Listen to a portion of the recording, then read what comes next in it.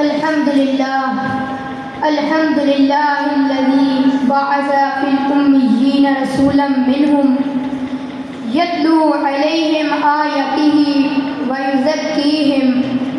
ويعلمهم الكتاب والحكمة صدق الله العظيم. صدر محفل، معزز سامعین اور فکر و دانش کے پروانوں، السلام علیکم ورحمۃ اللہ وبرکاتہ. حمد باری تعالیٰ جو رب دو جہاں ہے، درود اس نبی پر جو وجہ کون و مکان ہے، جس کی بعثت نے ظلمتوں کو مٹایا، اندھیروں میں اجالا لایا، کفر کے اندھیرے چاک کیے اور انسانیت کو عزت کی راہوں پر چلایا. سامعین ذی وقار، بعثت محمدی کوئی معمولی واقعہ نہیں، یہ تاریخ انسانیت کا وہ عظیم انقلاب آفری لمحہ تھا جب صحراؤں میں ہلاک کے چشمے پھوٹے، جب مکہ کی وادیوں میں عدل کی ہوائیں چلی اور جب انسان کو اس کی اصل پہچان ملی، بگڑی ہوئی دنیا کو نئی راہ ملی، جہالت میں ڈوبی قوموں کو روشنی ملی اور غلامی میں جکڑے انسانوں کو آزادی ملی. جب قریش مکہ بتوں